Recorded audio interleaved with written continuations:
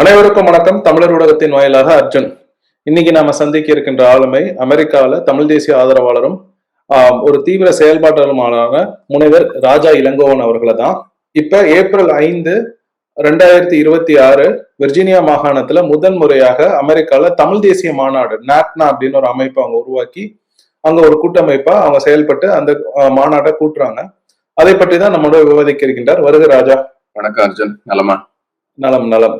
சரி ராஜா, எதனால தமிழ் தேசிய மாநாடு அமெரிக்கால முதன் முறையாக நடக்கின்றது? அதுவும் விர்ஜீனியா மாகாணத்துல நீங்க ஏற்பாடு பண்ணிட்டு இருக்கீங்க, எல்லாரும் வரலான்னு சொல்லியிருக்கீங்க, தமிழ் தேசியவாதிகள் எல்லாரும். எதனால இந்த நாட்னா அப்படின்ற அமைப்பு அமெரிக்கால தேவை? நிறைய கேள்விகள், ஒண்ணு ஒண்ணா விளக்கமா சொல்லுவோம். நாம தமிழர்கள், அதனால ஒரு தமிழ் தேசிய அமைப்பு அடிப்படையில இல்லைங்களா. இன்னொன்னு, அமெரிக்காவில வந்து ஒரு உணர்வாளர்கள்ங்கிறது அவங்க சின்ன சின்னதா அங்கங்க ஒரு பகுதியா ரொம்ப சதறி அப்படிதான் பேச்சுவார்த்தை. ஏதாவது ஒரு ஒரு நிலைப்பாடு எடுக்கணும்னா கூட ஒரு ஆர்கனைசேஷனா ஒரு கூட்டமைப்பா இல்லாம தான் சிதறி கிடந்தோம். அதுக்கான ஒரு தேவை இருந்துகிட்டே இருந்தது. இப்ப அமெரிக்காவில இருக்கக்கூடிய மற்ற இதுல எல்லாம் அமைப்புல எல்லாம் நீங்க போய் பாத்தீங்கன்னா அது ஒரு கலை கலாச்சார அமைப்பா தான் இருக்கு. இப்ப ஃபெட்னா இருக்கு அப்படின்னா அது உங்களுக்கு அங்க அரசியல் பேச முடியாது, அவ்வளவுதான். அது நீங்க என்டர்டைன்மெண்ட் அந்த பேசிஸ்ல தான் இருக்கும். தமிழ் சங்கங்களும் அப்படிதான், ஒவ்வொரு மாநிலத்துல இருக்கக்கூடிய தமிழ் சங்கங்களும் அப்படிதான். அப்படின்னா நம்ம ஏற்கனவே இதுக்கான இன்னொரு பேரலல் உலக தமிழ் அமைப்புன்னு ஒண்ணு அரசியல் அமைப்பா பதிவு பெற்றிருக்கு. அதுக்கு இப்ப நான் தலைவரா இருக்கிறேன் நானு. ஆனா அந்த உலக தமிழ் அமைப்பு நம்ம ஒரு கட்சி சார்பு இல்லாம ஒரு தமிழ் தேசியமா இந்திய தேசியமா அப்படின்னு இல்லாம தமிழர் கோரிக்கைகளை மொழிபெயர்க்கக்கூடிய ஒரு அரசியல் களமா தான் பயன்படுத்துறோம். அதனால இப்படி இந்த மாதிரி தமிழ் தேசிய உணர்வாளர்களை கட்சிக்கு அப்பாற்பட்டு, இப்ப ஒவ்வொருத்தவங்க ஒரு தமிழ் தேசிய கட்சியில இருக்கலாம், இனமா திரட்டி இங்க நமக்கான ஒரு அரசியல் அமைப்புக்குள்ள அவங்களை எல்லாரையும் கொண்டு வரணும். ஒரு எதிர்காலத்துல நிறைய அமைப்புகள் அந்த மாதிரி வரலாம். ஆனா இன்னைக்கு இதுக்கு முன்னாடி ஒரு முன்னெடுப்போ இல்ல அந்த மாதிரி ஒண்ணு இல்லாம இருந்தது. அதனாலதான் இந்த வட அமெரிக்க தமிழ் தேசிய கூட்டமைப்புன்னு ஒரு அமைப்பை முதல்ல நம்ம பதிவு பண்ணோம். சட்ட ரீதியா இங்க அதற்கான எல்லா அங்கீகாரமும் பெற்றோம். இது நடந்து முடிஞ்ச பிறகு ஒரு நல்வாய்ப்பா இப்ப நம்ம தேர்தல், தமிழ்நாட்டு தேர்தலும் வருது இப்ப ஏப்ரல் மாசம் இல்லைங்களா. இப்ப நம்ம அரசியல் ரீதியா வந்துட்ட பிறகு தேர்தல் அரசியலை புறக்கணிக்க முடியாது. அத என்ன சொல்றது, அது உங்களுக்கு தெரிஞ்சிருக்கும். அது தேர்தல்ங்கிறது பார்ட் ஆஃப் டெமோக்ரஸி இல்லைங்களா. அப்ப இந்த இடத்துல நேட்னா என்ன செய்ய போகுது, என்ன செயலாற்ற போகுது அப்படிங்கும்பொழுது நம்ம இங்க இருக்கக்கூடிய தமிழ் தேசியர்கள் எல்லாரையும் ஒன்று திரட்டி நம்ம ஒரு பொது கருத்தை உருவாக்க விரும்புறோம். அந்த கருத்துக்கள் தீர்மானங்களா வெளிப்படும். அதற்கு முன்னாடி இப்படி தமிழ் தேசியர்கள்லாம் ஒரு கூரைக்குள்ள திரண்டு இதுக்கு முன்னாடி இந்த மாதிரி ஒரு பெரும் எண்ணிக்கையிலான தமிழர்கள் இதற்கு முன்னாடி திரண்ட வரலாறு அமெரிக்காவில இருக்கான்னா இல்ல. வெவ்வேறு காரணங்களுக்காக திரண்ட இருக்கலாம். ஆனா இத நோக்கத்தை சொல்லி தமிழ் தேசியம்னு சொல்லி தமிழர்களை ஒன்று திரட்டுற ஒரு களத்தை ஏற்படுத்தி கொடுக்கணுங்கிறது தான் அடிப்படை நோக்கம்.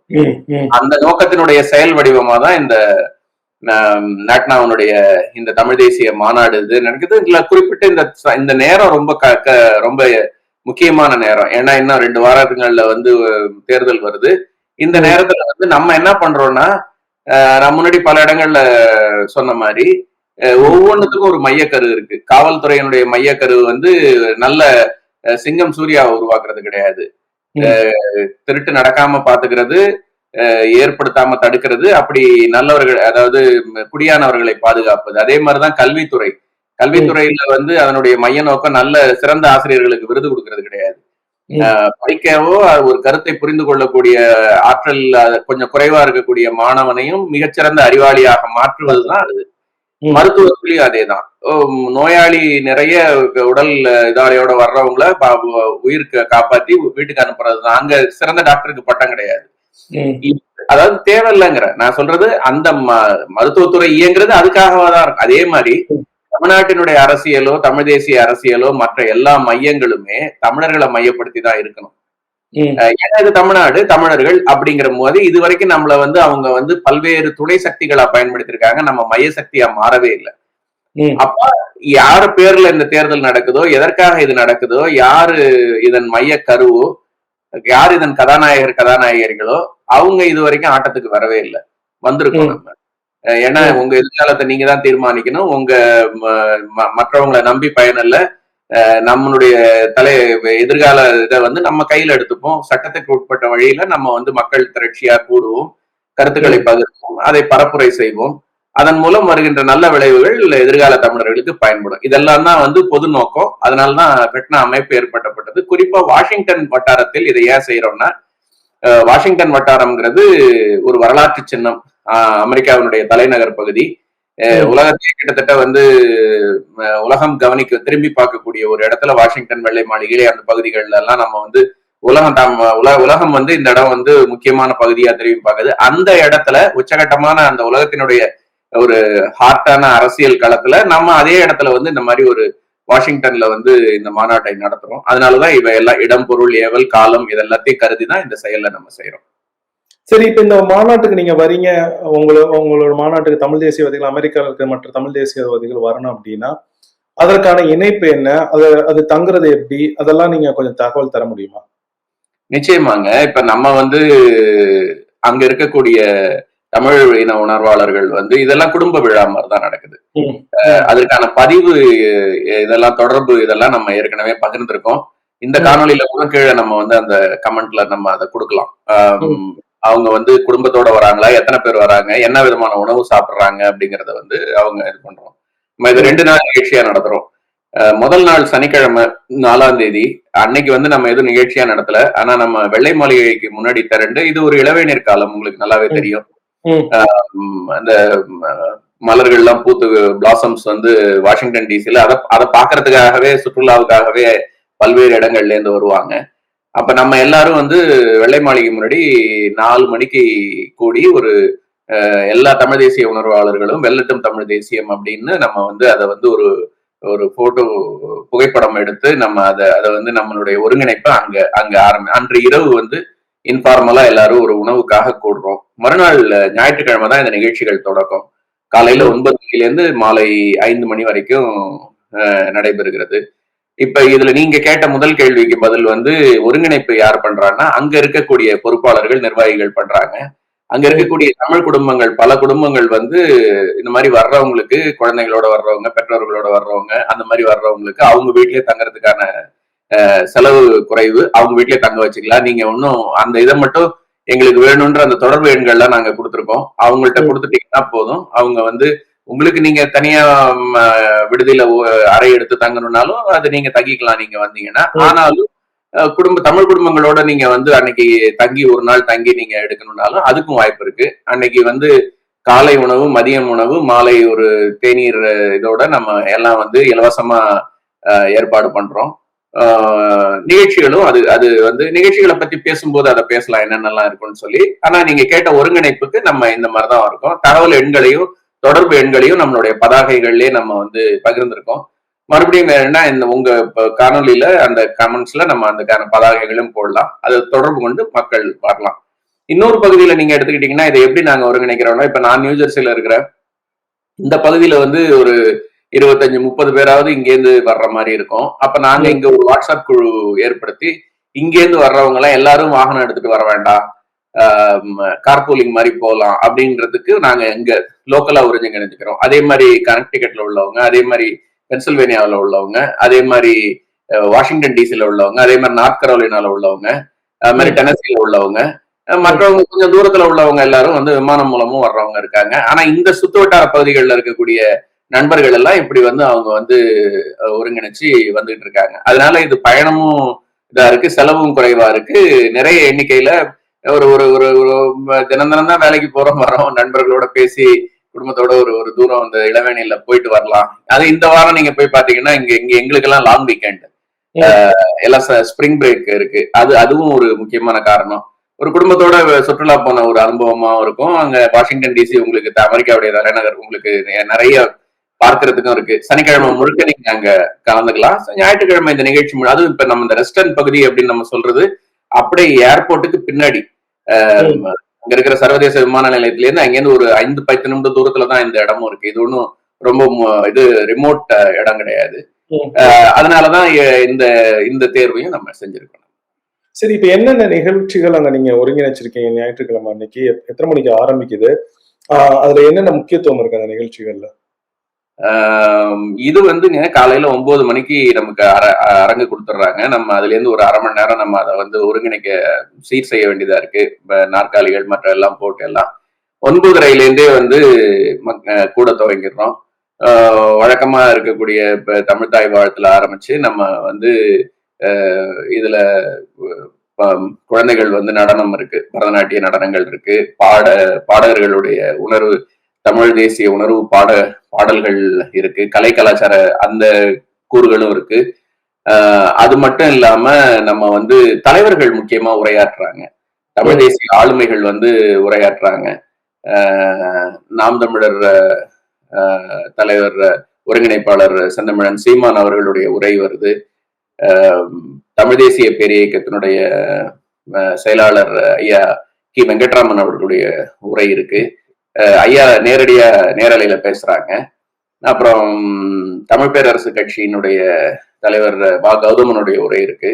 அப்புறம் பேராசிரியர் மணி அவருடைய உரை இருக்கு. மலர்மை அறிவன் அவருடைய உரை இருக்கு.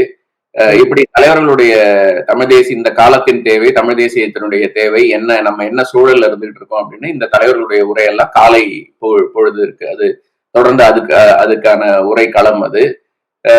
அதுக்கப்புறம் நம்ம வந்து ஒரு உணவு இடைவேளை கொடுக்குறோம், ஒரு மணி நேரம். மதியம் வந்து இன்னும் சுவாரஸ்யமான நிகழ்ச்சிகள்லாம் இருக்கு. குறிப்பா வந்து நம்ம வந்து ஒரு கலந்துரையாடல் ஏற்பாடு பண்றோம். அந்த கருத்தரங்கம், அந்த கருத்தரங்கத்துல வந்து இந்த மாதிரி தமிழ் தேசிய உணர்வாளர்கள் உள்ளவங்க எண்ணிக்கையில ஒரு 1-2 இல்லாம ஒரு 8-10 அந்த மாதிரி வந்து மேடையில இருந்து ஒரு நிகழ்ச்சி வருங்க. அப்ப நீயா நான் நிகழ்ச்சி மாதிரி இன்றைய அரசியல் களத்துல வெல்லட்டும் தமிழ் தேசியம்ங்கிறது தான் பொது தலைப்பு. அதுக்கான சாதக பாதகங்கள், சவால்கள், இன்னைக்கு நம்ம எப்படி ஒருங்கிணைக்கணும், வரலாற்று தவிர பல தலைமுறை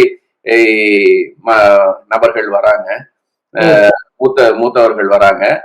அவங்க காலத்துல அந்த தேர்தல் எப்படி இருந்தது, என்ன மாதிரி அவர்கள் ஏமாற்றப்பட்டார்கள், இன்றைக்கு தேர்தல் எப்படி இருக்குன்னு எல்லா வயதும் உள்ளவங்க அங்க பேனல் இதுல உட்கார்ந்து அவங்க ஒரு சுவாரஸ்யமான, இது நம்ம எல்லாம் வாட்ஸ்அப்ல நம்ம மற்றவங்க நண்பர்களோட தனிப்பட்ட முறையில பேசுறத நம்ம மேடையிலே அதை எடுக்க போறோம். அது முக்கியமான ஒரு கருத்தரங்கம். அந்த கருத்தரங்கத்துல வந்து சும்மா மொனோட்டானஸா பேசாம ஒருத்தவரே உரையாற்றாம இந்த மாதிரி கலந்துரையாடல்ல பல விஷயங்கள் வெளிச்சத்துக்கு வரும். அது ஏற்பாடு பண்றோம். அது இல்லாம முத்தான 10 தீர்மானங்கள் இருக்கு. இந்த தீர்மானங்கள் அந்த தீர்மானங்கள் பற்றியும் அதற்கான விளக்கத்தையும் கருத்தரங்குல வந்து இந்த கலந்துரையாடல் கருத்தரங்கம் முடிஞ்ச அடுத்தது ஒரு உரை இருக்கு. அந்த தீர்மானங்கள் ஏன் முக்கியம், அவைகள் நட்னா வந்து அதை எடுத்து அதை ஒரு தீர்மானமா கொண்டு வர்றதுக்கான காலத்தின் சூழல் என்ன, அதற்கான அவசியம் என்னங்கிற அது அந்த தீர்மானங்களை விளக்கி அதற்கான உரை ஆற்றோம். அதுக்கப்புறம் வந்து வந்திருக்கவங்க எல்லாரையுமே வந்து நம்ம வந்து ஒரு பெருந்திரளா எல்லாரையும் சுத்தி நிக்க வச்சு நம்ம வந்து அமெரிக்காவில தமிழ் தேசியம் வளர்வதற்கு என்ன செய்யணும் அப்படின்னு நம்ம வந்து ஒரு வட்டமேசை மாதிரி எல்லாரையும் வந்திருக்கவங்க எல்லாரையும் அதுல கலந்துக்க வச்சு அவங்கவுங்க வந்து எப்படி இதுல வந்து இந்த தமிழ் தேசியத்துக்கு எல்லாரும் உந்துதலா வந்திருக்காங்க, சில பேர் தெரியாம கூட வரலாம், அவங்க வந்து அதை ஒரு நிகழ்ச்சியா கூட வரலாம், அவங்களுக்கு வந்து விழிப்புணர்வா வந்து இது எப்படி இருக்கு, இது ஏன் இது நம்ம பகுதியில வந்து மேலும் தமிழர்களுடைய ஒருங்கிணைப்பை நம்ம வந்து கூட்டணும்னா என்ன பண்ணணும்னு சொல்லி அந்த இதை வந்து பண்றோம். நீங்க இதுவே பாத்தீங்கன்னா ஒரு நாள்ல இதுக்கு மேல நம்ம நேரம் போதுல, தலைவர்கள் உரையிலேருந்து நம்ம தீர்மான உரையிலேருந்து கலந்துரையாடல்ல இருந்து கருத்தரங்கத்துல இருந்து ஆடல் பாடல் நிகழ்ச்சிகள்ல இருந்து அப்புறம் உணவு இடைவேளையில இருந்து முடிச்சுட்டு மறுநாள் எல்லாம் வேலைக்கு போகணுங்கிறதுனால நம்ம வந்து 4:30 மணிக்கெல்லாம் இதை முடிக்க வேண்டியதா இருக்கு. அந்த நேரம் இதுக்கு கருதி 9:30லேருந்து 4 மணி வரைக்கும் ஒரு நாள் முழுக்க வந்து ரொம்ப தகவல் நிறைந்ததாகவும் அறிவுக்கு விருந்தாகவும் அதே நேரத்துல வந்து இதை நம்ம வந்து ஒரு ஜனரஞ்சகமான ஒரு களத்துலதான் கொண்டு போறோம். கண்டிப்பா எல்லாரும் இந்த காணொலி கேட்கிறவங்க உறவுகள் அனைவரும் வந்து கலந்துக்கணும் அப்படின்னு இந்த இதன் மூலமாவும் நான் வேண்டுகோள் விடுக்கிறேன். சரி, எதனால வந்து தமிழர்கள் தமிழ் தேசியத்தை நோக்கி வரணும், எதனால இந்த மாநாட்டுல தமிழர்கள் தமிழ் தேசியம்னா என்னன்னு தெரிஞ்சுக்கிறதுக்கு வராங்களா, அதை பத்தி கொஞ்சம் நீங்க சொல்லுங்களேன், எதனால இங்க வரணும் அப்படின்னு. நல்ல கேள்வி. இது வந்து எதனால நம்ம படிச்சு சர்டிபிகேட் வாங்கணும், எதுக்காக வேலைக்கு போகணும், எதுக்காக வந்து பணம் சேமிச்சு வைக்கணும், எதுக்காக நமக்கு பாஸ்போர்ட், உங்களுக்கு எதுக்கு பாஸ்போர்ட் வேணும் சொல்லுங்க. வேற ஊருக்கு போறதுக்கு அப்படின்னா அது இல்லைன்னா நீங்க வந்து செல்லுபடி ஆக மாட்டீங்க இல்லைங்களா? அந்த மாதிரி விளையாட்டுக்கா சொன்னாலும் நம்மளுடைய அடையாளத்தை இழந்துட்டோம் அப்படிங்கிறது வந்து அதாவது இது வந்து வேற யாராவது இழக்க வச்சாலும் பரவாயில்ல, நாமளே மெனக்கிட்டு நாமளே போராடி நம்மளுடைய அடையாளத்தை நம்ம வந்து இழந்திருக்கோம். இப்படி ஒரு வரலாற்று துயர் வேற ஏதாவது ஒரு இனத்துக்கு உலகத்துல நடந்திருக்குமானா கூட அது வந்து இதுதான். அது இப்ப நம்ம வந்து ஒரு காட்டுல வச்ச கற்பூரமா கரைஞ்சு போயிட்டோம் இல்லைங்களா?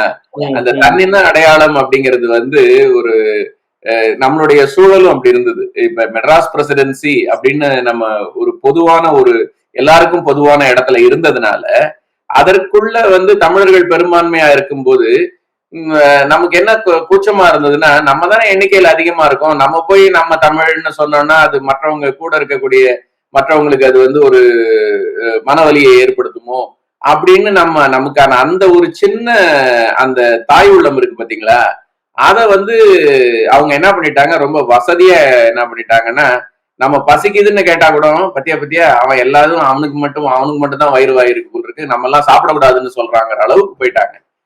இது வந்து கல்வி உரிமையில இருந்து, வேலை வாய்ப்பு உரிமையில இருந்து, உடைமைகள்ல இருந்து, தொழில் உரிமையில இருந்து எல்லாத்துலயுமே நம்ம வந்து இறுதிக்கட்டமா கடைசியா எல்லாத்துக்கும் உச்சாணி கொம்பா வந்து அரசியல் தலைமை. அந்த அரசியல் தலைமை வந்து தமிழர்கள் வரவே கூடாது அப்படிங்கிறது வந்து இது வெறும் ஒரு ஹைபோதசிஸ் கிடையாது இல்லைங்களா? இது வந்து ஒரு ஏதோ ஒரு கற்பனை வாதமும் கிடையாது. நடைமுறையில நடைபெற்ற ஒரு உண்மையை தான் நம்ம எடுத்து சொல்றோம். இது வந்து சான்று இருக்கான்னா எல்லாருக்கும் தெரியும். இது வந்து இன்னைக்கு நேற்று கிடையாது. அவங்க அதுல வந்து ஒரு நூற்றாண்டா வெற்றி பெற்றுட்டாங்க. நீங்க 1921 வந்து நீதி கட்சின்னு அவங்க ஆட்சிக்கு வந்த காலத்துல முதல் அமைச்சரவையே அவங்க வச்ச பேரு நீதி கட்சி. அப்ப எது நீதினு ஏன் பேர் வச்சாங்க, சமூகத்துல ஏதோ ஒரு அநீதி இருக்குன்னாங்க. அந்த அநீதி என்னவா இருந்தது, அந்த அநீதி வந்து இவங்க வந்து உயரக்கூடியான சொல்ற அவங்க அந்த பார்ப்பனர்கள் வந்து எல்லாத்தையும் எடுத்துக்கிறாங்க. அப்ப பார்ப்பனர் இல்லாதவர்களுக்கு எந்த வசதியும் இல்லாம இருக்கு, அதனால அவங்க சமுதாயத்தை ரெண்டா பிரிச்சாங்க. அதுவே ஒரு அயோக்கியத்தனம். அவங்க 3% உள்ள பார்ப்பனர்களுக்கு எதிராக 97% கோட்டை எப்படி பிரிக்கிறாங்க பாருங்க. 97 வெர்சஸ் வரும்போது இப்ப பார்ப்பனர் அல்லாதவர்கள்ன்ற ஒரு பிராக்கெட்டுக்குள்ள வந்த பிறகு அதற்குள்ள சொல்லப்படாத மறுகோடியும் வரைஞ்சிட்டாங்க. அது என்னன்னா தமிழர் அல்லாதவர், தமிழர் அல்லாதவர்ங்கிற கோட்டை வரைஞ்சிட்டாங்க. இது ரொம்ப நுட்பமான கோடு. அவங்க வந்து 1921 தமிழர் அல்லாதவர் அமைச்சரவையை உருவாக்கிட்டாங்க. நீங்க அதுல வந்து ஒரு முதலா பதவி எடுத்துக்கிட்டவரு எங்க மாவட்டத்துக்காரர் தான், கடலூர் சுப்ராயலு ரெட்டியார். அவரு தமிழர்னு நீங்க பேருக்கு வச்சுக்கிட்டா கூட ஒரு வள்ளலார் பக்தர் நேர்மையானவர்னு வச்சுங்களேன். தனிப்பட்ட முறையில சுப்ராயலு ரெட்டியாருங்கிறது வந்து அவரு ஒரு வள்ளலார் சன்மார்க்கவாதி அவரு. ஆனா அவரும் வந்து உடல்நிலை காரணமாகவும் மற்றவங்க விலகிட்டாரு. அப்போ இதுல மற்றவங்களுக்கு இடம் கொடுக்கலன்னா கூட பரவாயில்ல, யார் நடேச முதலியாருன்னு அவரு துவங்கினாரோ அவரையே ஒதுங்கினாங்க. அந்த வரலாறு எல்லாம் எல்லாருக்கும் தெரியும். அப்ப தமிழர்கள் தலைமைக்கு வரணும்னு விரும்பும் பொழுதெல்லாம் கலவரம் பண்ணாங்க.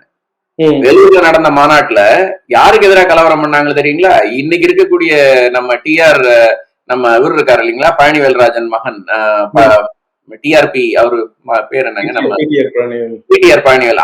அவருடைய தாத்தா பிடிஆர் ராஜன் இருந்தாரு இல்லைங்களா, அவரு தலைமைக்கு வரணும்னு வரும்போது வேலூர்ல அவருக்கு எதிராக கலகம் பண்ணாங்க. இப்படி வந்து ஒவ்வொரு காலகட்டத்திலயுமே வந்து அவர்கள் வந்து தமிழர் அல்லாதவர்ங்கிறதுல ரொம்ப தீவிரமா இருந்தாங்க. இப்படி அதாவது நம்மளை அதாவது நம்ம இடத்துல இருந்து நம்மளை புறக்கணிக்கக்கூடிய ஒரு நிலையில இருந்த ஒரு இது இன்னைக்கு வரைக்கும் தொடருது.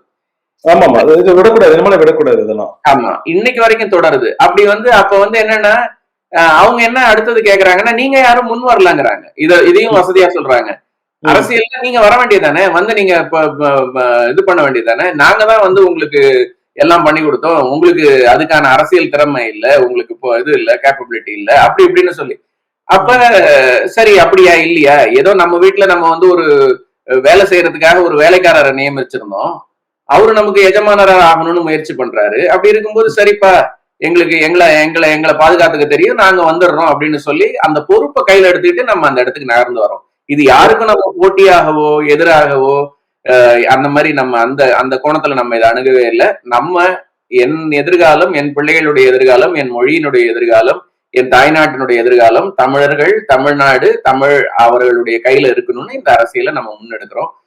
அந்த அடையாளத்தை தொலைச்சதுனுடைய விளைவு இன்னைக்கு வந்து பல சிதைவுகள் வந்துட்டுது நமக்கு. ஏதாவது திருவிழாவில போனா வந்து ஏதாவது இதை தொலைக்கலாம், அதாவது நம்ம கூட இருந்த ஏதாவது ஒரு பொருளை தொலைக்கலாம், நம்மளையே திருவிழாவில தொலைக்க முடியுங்களா? அந்த மாதிரி இந்த அரசியல் திருவிழாவில தமிழர்கள் இழந்ததுங்கிறது 1-2 கிடையாது. நிலத்தின் அடையாளங்களை இழந்துட்டோம், நிலத்தை இழந்தோம், கோலார் தங்க வயல்ல இருந்து வடக்க அவ்வளவு மாவட்டங்களை இழந்தோம், பெங்களூரு வெண்காலூருங்கிற பெங்களூரு இழந்தோம். இந்த பக்கம் கேரளாவுல மாநிலங்கள் பிரிவினையில இடுக்கி மாவட்ட தமிழர்கள் பெரும்பான்மையா இருந்தாலும் தமிழ்நாட்டுக்கு இன்னும் ஒரு குழு அமைச்சு அவங்க வந்து பணிக்கர் குழு அப்படி இப்படின்னு அவங்க எல்லாரையும் போட்டு அதுல பிடுங்கி கொடுத்து தெற்குல கன்னியாகுமரியை பிடுங்கி எடுத்து கொடுக்க சொல்லி எவ்வளவு போராட்டங்கள் நடந்து நிலத்தை இழந்த ஆரம்பிச்சதுல இருந்து சொல்லி தொழில் வாய்ப்புகள் வந்து இழக்க ஆரம்பிச்சோம். தமிழ்நாட்டு ரயில்வே திட்டங்கள் வந்து இன்னைக்கு வந்து அந்த அதல பாதாளத்துல இருக்கு. கம்பேரிட்டிவா கேரளாவுக்கு இருக்கக்கூடிய அந்த நிலத்துல அங்க ரயில் பாதைகள் அமைக்கிறது ரொம்ப சிரமம். அப்படி வந்து ஒவ்வொரு வளர்ச்சி திட்டங்கள்ல, கல்வி திட்டங்கள்ல பாதிக்கப்பட்டோம். இன்ஃப்ராஸ்ட்ரக்சர் எதிர்காலம் எதை நம்பி இருக்கோ அதுல வந்து பின்தங்கி இருக்கிறோம். மொழி சிதைவுக்கு உட்பட்டோம், வேலை வாய்ப்புகளுக்கு வந்து பாதிக்கப்பட்டு நிக்கிறோம். இது எல்லாத்தையுமே தாண்டி நம்மளுடைய சமயங்களை இழந்துட்டோம். நம்மளுடைய வேத மறுப்பு அப்படிங்கிறடைய தமிழ் சித்தர்களுடைய தொடர்பு அவங்க ரொம்ப நுட்பமா என்ன பண்ணிட்டாங்க, கடவுள் மறுப்புன்னு கொண்டு நல்லா கேட்டுங்க. சித்தர்கள் வந்து கடவுள் மறுப்புவாதிகள் கிடையாது. அவங்க வந்து இறைவனை ஏற்றி ஒன்றே குலம் ஒருவனே தேவன்கிற மாதிரி அவங்க இறைமை அப்படிங்கறத வந்து இந்த ஸ்பிரிச்சுவாலிட்டியில அவங்க ஏத்துக்கிட்டாங்க. வள்ளலாரும் அதே தானே. வள்ளலாரும் வந்து கிட்டத்தட்ட வந்து இறை மறுப்புக்குலாம் அவரு ஒரு இறை உணர்வாளர். அவரு வேத மறுப்புக்கு வந்து நின்னாரு. அப்ப இந்த நுட்பமான ஒரு ஒரு ஒரு ஒரு சின்ன வேறுபாடு தான், அந்த வேறுபாட்டை அவங்க எடுத்துட்டாங்க. அவங்க நம்ம வந்து நாங்க பார்ப்பனர்களை எதிர்க்கணும்னா கடவுள் இல்லைன்னு சொன்னாதான் அவங்களை எதிர்க்க முடியும்னு சொல்லி கொண்டு போய், ஏன் இதே நீதி கட்சியில வந்து அவங்க வந்து ஒரு இந்து சமய அறநிலைத்துறைன்னு அவங்க தானே பேர் வச்சாங்க. அப்ப ஏன் அவங்க ஒரு சாத்தானின் சித்தாந்தம் தான் அவங்களோட சித்தாந்தம். திராவிட சித்தாந்தம் வந்து சாத்தானோட சித்தாந்தம். அது வந்து தமிழனுக்கு நேர் எதிர் சித்தாந்தம் அப்படின்றது மாற்று கருத்தே கிடையாது. தெய்வம் இல்லை அப்படின்னு சொல்றது என்னைக்குமே தமிழர் இந்த 50 வருஷத்துக்கு முன்னாடி தெய்வம் இல்லைன்னு சொன்னதே கிடையாது. அப்ப நம்மளையே சொல்ல வச்சுட்டாங்க. நம்மளே சொல்ல வச்சு அது அப்ப இதுல 2 அககாரணம் புறக்காரணத்துல நீங்க போய் சொல்லும் பொழுது அவங்க என்ன பண்ணிட்டாங்கன்னா சக குடிகளோட, அதாவது சக இனத்தோட பகைய மூட்டிட்டாங்க. அத ரொம்ப நுட்பமா செஞ்சாங்க. ஜெயலலிதா வெறும் அவங்களுடைய பிறப்ப சொல்லி நமக்கு ஏற்பு இல்லை. இப்ப பார்ப்பன பெண்ணுன்னு அவங்கள சொல்லி அவங்க திராவிட லாவணி பாடுறாங்கன்னா அது அவங்களுடைய பாணி, அதை அவங்க செய்யறாங்க. ஆனா ரொம்ப நுட்பமா கன்னட பாப்பாத்தி அப்படின்னாங்க பாருங்க. அப்ப ஏன் கன்னடம் நீங்க?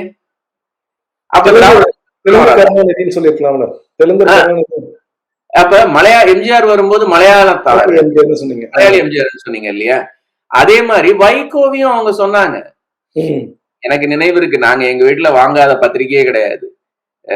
இதே விடுதலை பத்திரிகையில, தீகா வெளியிடுற பத்திரிகைகள்ல தமிழ்நாட்டு திரையுலகில் எத்தனை மாற்று மொழி பிராமணர்கள் இருக்கிறாரு பாருங்க அப்படின்னு சொல்லி எஸ்பி பாலசுப்ரமணியம்ல ஆரம்பிச்சு, அன்னைக்கு இருந்த பிபி ஸ்ரீனிவாஸ்ல ஆரம்பிச்சு, ஜானகில ஆரம்பிச்சு, சுசீலா பேர் வரைக்கும் அது பெரிய பட்டியல். எனக்கு ஆச்சரியமா இருந்தது. சரி, இவங்களுடைய கொள்கை வந்து இவங்க ஏன் அப்ப தமிழனுக்கு வந்து வன்மத்தை வந்து மற்ற மொழிகாரன் மேல இவனுக்கு வன்மம் வரணும். மற்ற மொழிகாரன்ட்ட என்ன சொல்லுவாங்க, இவங்க போய் பாரு தமிழன் உனக்கு எதிரா இருக்கான் அப்படின்னு அவங்கள்ட்ட காட்டணும். அதனாலதான் இவங்க என்ன பண்ணிட்டாங்க, கேரளாவுடைய பகை, கர்நாடகத்தினுடைய பகை, ஆந்திராவினுடைய பகை, எல்லாத்தையும் பகை ஒரு ஒரு ஹாஸ்டைல் என்விரான்மெண்டா இவனை வச்சுக்கணும். அப்ப இவன் தனித்து விடப்படுவான்.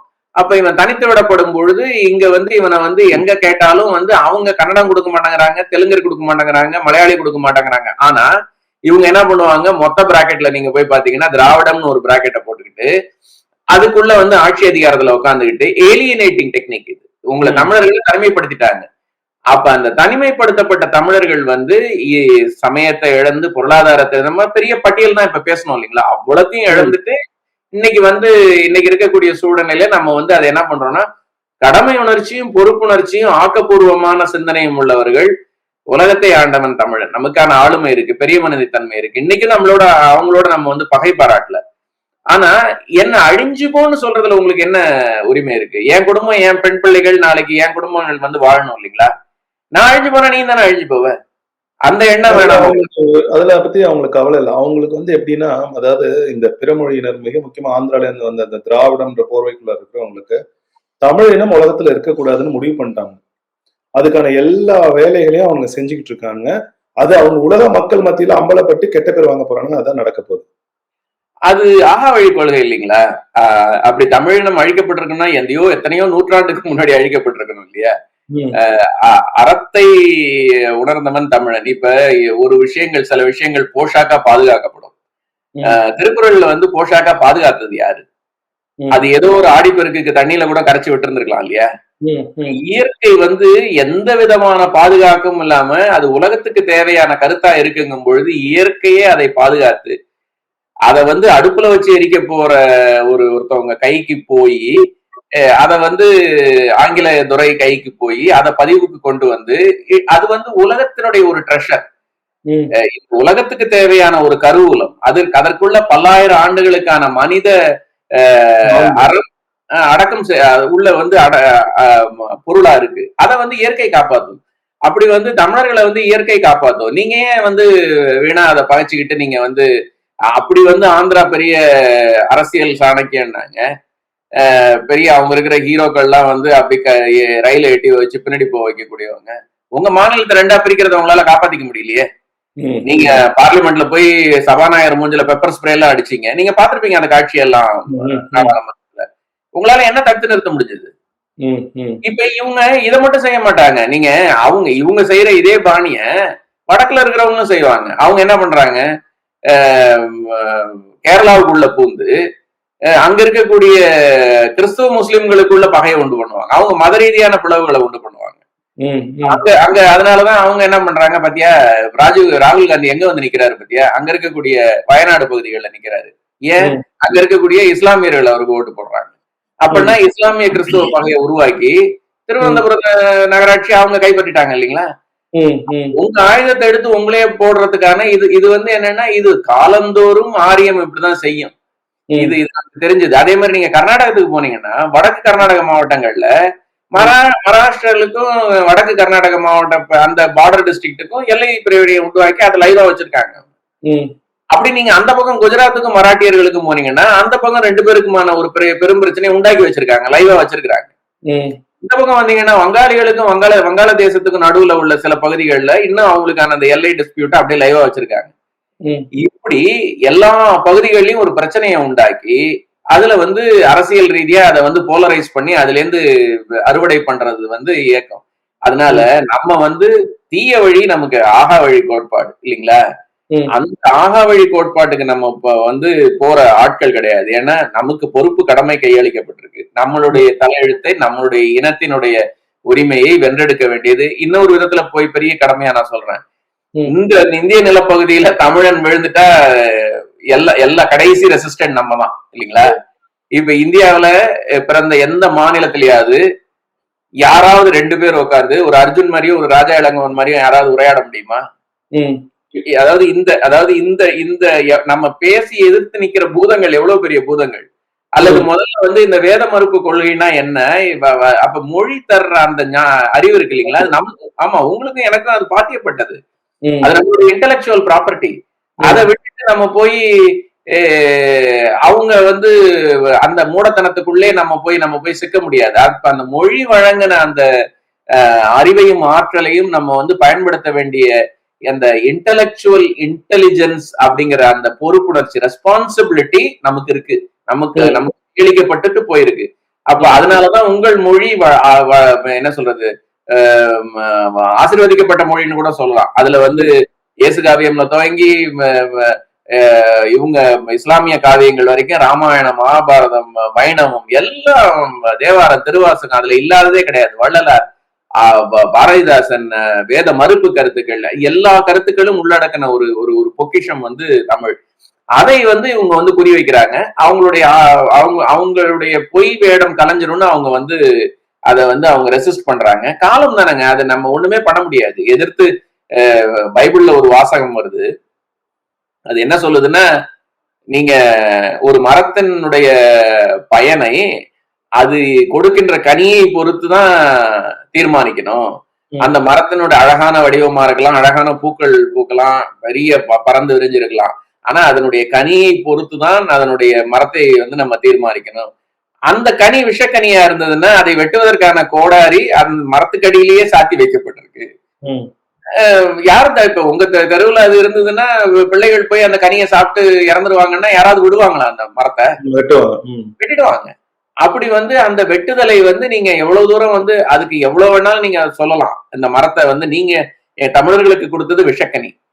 நிலத்திலேருந்து, மொழியிலேருந்து, வேலை வாய்ப்புல இருந்து, இயற்கை வளம் சூறையாடல்ல இருந்து, ஆன்மீகத்தை ஒழிச்சதுல இருந்து ஒவ்வொன்றுமே நீங்க எங்களுக்கு கொடுத்தது வந்து விஷக்கனி. அந்த விஷக்கனிகளை நாங்க வந்து சுவைச்சு 2009 பல தமிழ் இதுல இருந்து தொடர்ச்சியா எம்ஜிஆருடைய தேவாரத்தை வச்சு அவர் தருமபுரியில மனித வேட்டை ஆடினதுல இருந்து, கோயம்புத்தூர்ல விவசாயிகளை வந்து மின்சாரத்துக்காக கேட்டவங்களை துப்பாக்கியால இவங்க சுட்டதுல இருந்து, தாமிரபரணியில அடித்து படுகொலை செய்யப்பட்டதுல இருந்து, கீழ்வன்மீனில குழந்தைகளை தூக்கி போட்டது எல்லாமே திராவிடம் கொடுத்த விஷக்கனி. இப்படி பட்டியல் நீண்டுகிட்டே போகுது. இன்னைக்கு வந்து தமிழ்நாட்டை வந்து ஒரு ஒரு போதைக்கு அடியில கொண்டு வந்து வச்சு 45,000 கோடி 50,000 கோடி அது ஒரு சாராயத்தையாவது குடி அப்படிங்கிற அளவுக்கு வேற மற்ற இதையும் புழக்கத்துக்கு கொண்டு வந்து கல்வியிலேருந்து கிட்டத்தட்ட அவங்கள வெளியேற்றி, தமிழ்லேருந்து வெளியேற்றி அவர்களை வந்து ஒரு நடமாடும் ஒரு என்ன சொல்றது, அதுக்கான வார்த்தையே இல்லை, அப்படி ஒரு நிலையில வந்து நீங்க ஒரு விஷக்கனியை கொடுத்துருக்கீங்க. இது எப்படி நீங்க டிபெண்ட் பண்ணுவீங்க? எனக்கு என்ன ஆச்சரியம்னா, பல பேரறிஞர்கள் நம்ம கற்பனை பண்ணவங்க, பிம்பம் கட்டினவங்க எல்லாரும் அம்பலப்பட்டுக்கிட்டே இருக்கிறாங்க. இதை ஆதரிக்கிறதன் மூலமா இதை ஆதரிக்கிறதன் மூலமா நான் என்ன சொல்றேன், நீங்க தமிழ் தேசியத்தை ஆதரிக்கணுங்கிற கட்டாயத்தை கூட நாங்க சொல்ல வரல. ஆனா திராவிடத்தை போய் நீங்க வந்து இன்னைக்கு வந்து ஆதரிச்சுட்டு நிக்கிறீங்க பாத்தீங்களா? ஒரே ஒரு கேள்வி கேட்கிற அர்ஜுன் உங்களை. இன்னைக்கு வந்து ஒரிசாவுடைய அவருடைய அமைச்சரையும் சந்திரபாபு நாயுடுவும் அவர் கொடுக்குற ஆதரவு வந்து பாரதிய வாபஸ் வாங்கிட்டாங்கன்னா திமுக அவங்களுக்கு ஆதரவு கொடுக்க மாட்டாங்கன்னு நினைக்கிறீங்களா? திமுக ஆதரவு கொடுப்பாங்கன்னு வெளிப்படையா ரவீந்திரன் துரைசாமி பேசியிருக்காங்க. அந்த ஒரே ஒரு காரணத்துக்காக தான் இன்னையும் திமுகல பெரிய அளவுக்கு அவங்க வந்து வழக்கு போட்டு எதுவும் உள்ளார தள்ளல அப்படின்றது நம்ம எல்லாருக்குமே தெரிஞ்சவங்க. ஐயா ரவீந்திரன் துரைசாமி பாஜக பிஎம் ஆபீஸ்ல இருக்கிறவங்க அவங்களே வெளிப்படையா நேர்காணல் சொல்லியிருக்காங்க. ஸ்டாலின் வந்து அவர் வந்து அவரோட எம்பிக்கள் மோடிக்கு தேவை அப்படின்றதுனாலதான் அவங்க நீண்டுகிட்டு இருக்கு அப்படின்னு. அப்ப என்ன தார்மீக அடிப்படையில நீங்க வந்து பிஜேபி வந்துடாம தடுத்துறோம்னு சொல்ற அந்த சும்மா அவங்க திருட்டு பசங்க. நீங்க நினைச்சு பாருங்க, ஊழல் லஞ்சத்துல மாட்டின சாராய இந்த ஊழல்ல மாட்டின எல்லாருமே சிறைக்கு போயிருக்காங்க, உதயநிதி ஸ்டாலினை தவிர. அப்ப அது வந்து உங்களுக்கு தெரிஞ்சதுதான், மக்களுக்கு அது தெரியல, ஊடகத்தை கட்டுப்படுத்துறது மூலமா அவங்க அதை பண்றாங்க, அவ்வளவுதான்.